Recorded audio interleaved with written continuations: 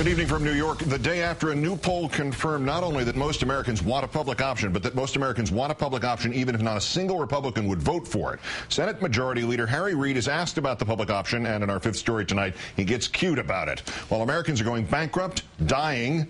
But first, the new poll, as Reid, Senators Chris Dodd and Max Baucus continue to hash out with the White House whether the Senate's final health care bill will or will not include the public option. A new Washington Post ABC News poll echoes the findings of an earlier one from Daily Kos Research 2000 that we had discussed on this news hour, namely, Americans want a public option. 57%, more than elected Mr. Obama, want the public option. 36%, more than 1 out of 3 Americans, strongly want the public option. Support up 5 points since the Republicans went on a town hall rampage against the public option in August. The number strongly opposed is down 4 points. And bad news for Republican Senator Olympia Snowe, to whom Mr. Obama and Mr. Reid have granted considerable say in this process in hopes of winning her vote, despite her opposition, along with every other Republican, to the public option. Most Americans would rather have a public option than Senator Snowe's vote for a plan without the public option. 51% preferring a totally partisan, Democratic-only bill. Only 37% of the country saying no, sacrifice the public option to win some kind of bipartisan support. And to all those who treat as axiomatic the notion that Americans consider health care reform too much government, this wake-up call: only 42% of the country thinks it's too much. 55%, the clear majority, say it is just right or not enough. Nevertheless, when Mr. Reid was asked today whether talks are leaning toward a public option, he first joked that they are leaning about a public option, whatever that was supposed to mean, and then that they are leaning toward talking about it. Are the negotiations leaning toward or against a public option at this point? The negotiations are leaning about a public option. Well, we're talking about... that, Senator? We didn't hear. He said, are we leaning toward or against a public option? I said, we're leaning toward talking about a public option. No decision has been made. We had not a long discussion last night on public option. I've had a number of meetings in my office dealing with Democrats and Republicans on the public option aspect of it. And when the decision's made to send this on to the CBO, I will have made a decision as to what we're going to do with the public option. It's not done yet. Mr. Reid's obtuseness is especially odd given that his spokesman had already told Roll Call they discussed the public option last night, but perhaps offering some insight as to why that poll shows Mr. Obama's approval on health care has dropped 15 points in just the last month, and that is among Democrats.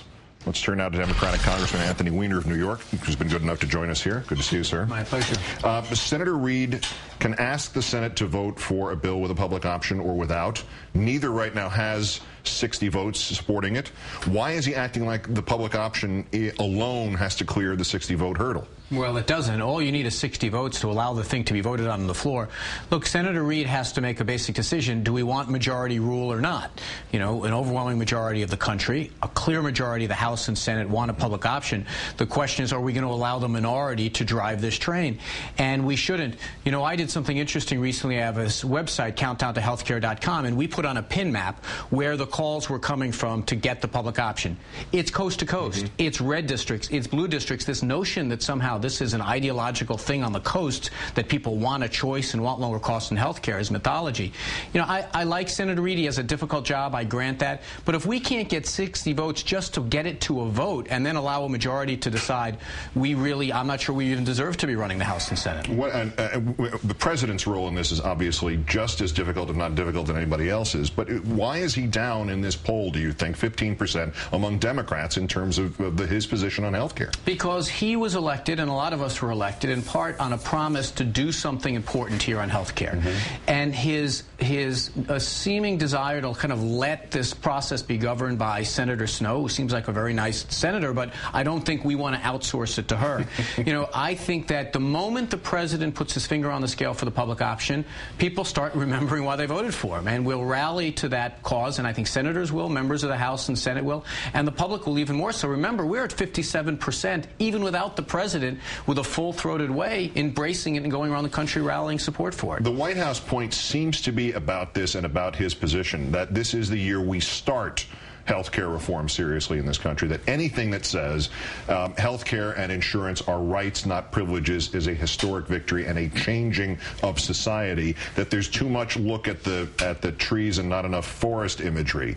Is he right about that, or is the White House right about that? He is wrong in a fundamental way. We only get one crack at this for the next 10, 15 years. We as Democrats, we control the House, the Senate, the White House. If we don't get this right and we don't bend the cost curve down and we don't show that people are going to stop losing their insurance, we don't show that we listen to those people who sign up at websites and who voted for President Obama and the Democratic Congress, I don't know if we're going to get a second crack at it. We were successful with Medicare 44 years ago because we did it right. And we did it over the objections of Republicans that called it socialism. We did it over the objections of people that said, oh, my God, you're nationalizing this industry. We did it right, and now 151 of my colleagues have Medicare, a single-payer health care plan that they don't seem to be complaining about. They have the public option. They seem not to want the rest of us to have it. That poll, what does it do in terms of assessing, again, that question? I've asked you this at least 3 different times, if the House could pass a bill without a public option in it, when in this poll it is clear more people think health care reform, as currently constituted, does not go far enough than think it goes too far. Yeah, look, we cannot pass a bill in the House without a strong public option. And why would we want to? When we see that at least 57, I think it's much more than that. When you describe it as being a plan similar to Medicare, it goes up over the 60 point. Why would we want to? This is something the president campaigned on over a very long campaign, something we've been talking about now for 6, 7, 8 months. Why would we want to leave the public option aside? There's only one reason I can think of, and that is to continue worshiping at the altar of Olympia Snow. And again, that's fine, but that's only one vote, and frankly, we're Democrats. We were elected to take care of this problem. We should just go do it. Congressman Anthony Weiner of New York, as always, great thanks for your time, especially coming in. Thanks. Appreciate it.